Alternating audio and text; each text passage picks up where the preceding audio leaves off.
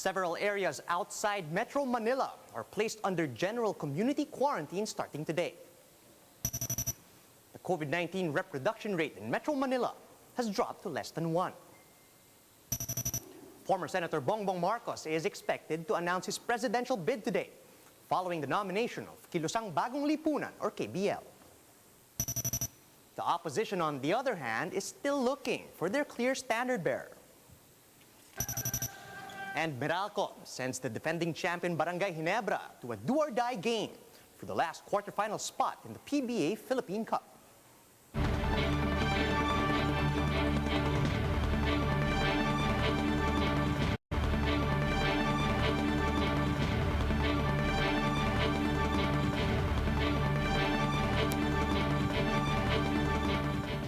Fast, focused, and fearless. Here's everything you need to know as you jumpstart your day. I'm Charles Lejano.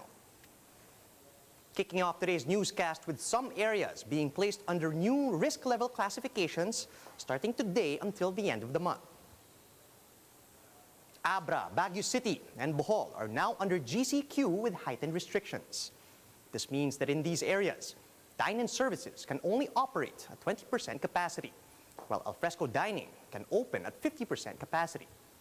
Personal care services and outdoor tourist attractions may operate up to 30% capacity. Meanwhile, religious gatherings are allowed only up to 10% capacity, while meetings, social events, and indoor sports are not allowed.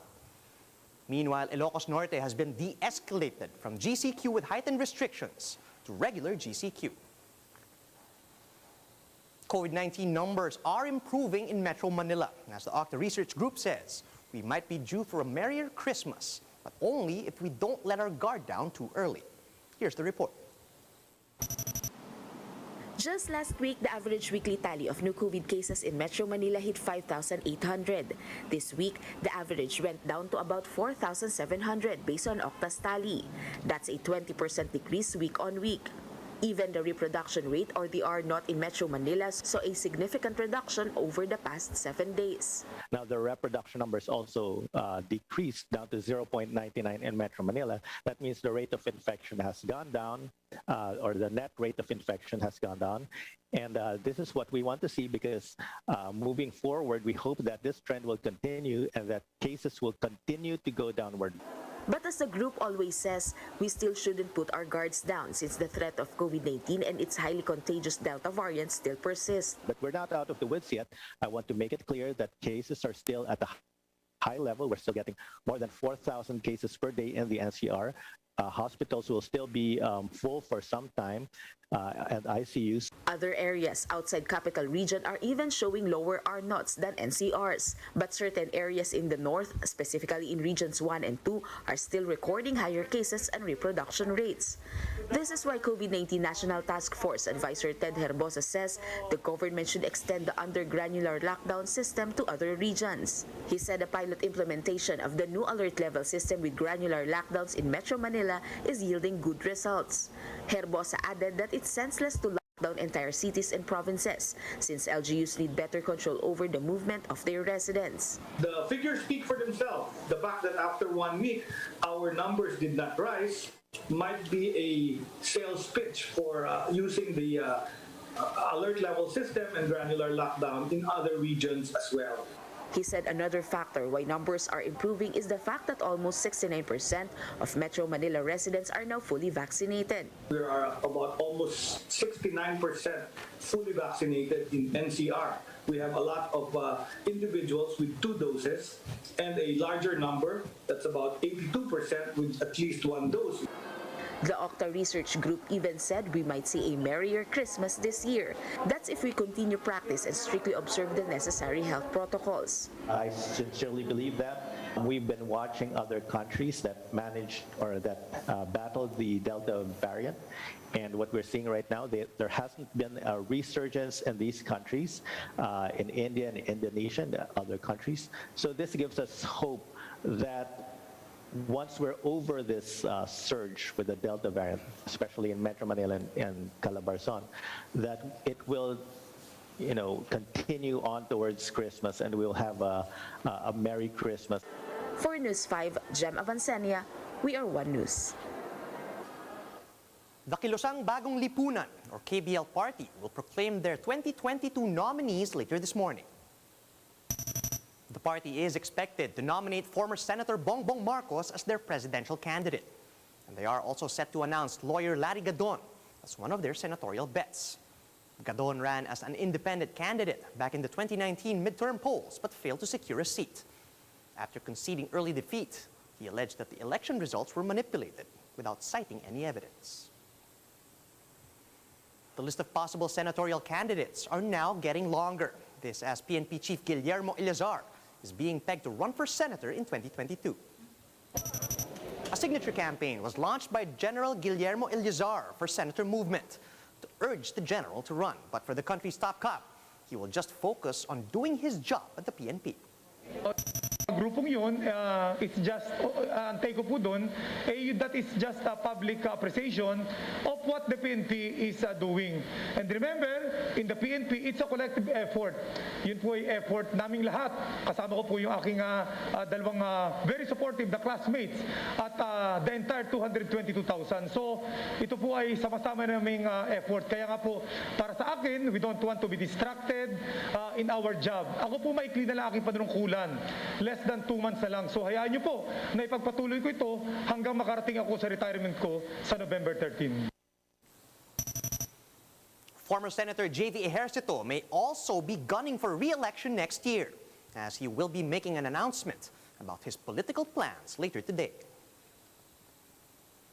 Even without a presidential candidate yet, it seems administration bets for the 2022 polls are slowly coming along. But the opposition, meanwhile, is still not giving up hope for broad unity. Cherry Salazar with the story. Just a day after announcing his presidential bid, Manila Mayor Isko Moreno continues to rally the support of local officials. 23 new members of Acción Democrático, mostly vice mayors and vice governors in Luzon, took their oath on Thursday. 2 incumbent senators and 2 unnamed senatorial hopefuls are also expected to join. And that includes some members of the administration, some members of the opposition, kahit sino na may sense of service sa tao. We welcome natin. On Wednesday, Moreno said he will continue to woo the likes of Vice President Leni Robredo to back his ticket with running mate Dr. Willie Ong. Robredo has previously been in talks with Moreno and other presidential bets to form a united opposition. But for political analyst Edmond Tayao, Moreno cannot be considered an opposition candidate. The mayor's links to the administration, however, may come in handy. Probably some of those who support the administration may still consider him eventually, as their candidate. In the event that in the final go, hindi nila magugustuhan yung magkakandidato sa administrasyon. Robredo's camp says talk of a united opposition are still not off the table, even if both Moreno and Senator Manny Pacquiao have declared their presidential bid. She remains convinced that talks can still proceed, that until the actual filing rolls around, there is room for conversations and there is a room to explore a possible alliance. Nery Colmenares, who is gunning for a senatorial seat, says Robredo's unification effort is a good thing and will continue even after certificates of candidacy have been filed. Those who run against President Duterte's candidates could still talk among themselves and probably sacrifice certain ambitions. I think everybody realizes it will be quite difficult to defeat President Duterte without a united opposition. Robredo spokesperson Barry Gutierrez says the vice president remains committed to forming a broad unity. Should that be realized, Gutierrez says Robredo will be ready to take on the challenge if the opposition calls for it. Cherry Salazar, We Are One News.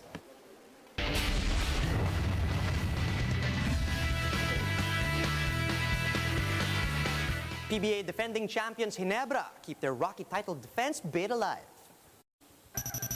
Ginebra bowed to Meralco in the first match of yesterday's doubleheader. The 79-66 win had no bearing for the Bolts, who have already booked the second seed and a twice-to-beat bonus in the playoffs. But for the Barangay, the loss pushes them to the brink of elimination. Luckily for the Gin Kings, Robert Bollick had an explosive night for Northport as the Batang Pier capped off their elimination round with a 122-94 blowout against Alaska. The Aces dropped to 11th place, just above the winless Blackwater Bossing. With Alaska's loss, Ginebra stays alive, and they're now set to face the Phoenix Fuel Masters in the do-or-die 8th seed playoff on Saturday. Here are the stories to watch out for later today. The investigation of the Senate Blue Ribbon Committee into the Health Department's use of COVID-19 funds continues. The committee is also set to discuss the problems on PhilHealth's payment to private hospitals, as well as the non-payment of special risk allowances to health workers. Still in the Senate, the Committee on Finance will discuss the COMELEC's budget for 2022 election year. While over at the lower house, lawmakers are scheduled to discuss the proposed extension of voter registration for next year's polls. And that's how the day is shaping up to be. Join us later at 10 a.m. as we monitor the day's biggest stories from sunrise to sundown. You can also catch One News on the Signal Play app. Register for a free account at www.signalplay.com so you can stream One News live anytime, anywhere. I'm Charles Lejano. Mask on, wash hands, and stay safe, Philippines. We're One News.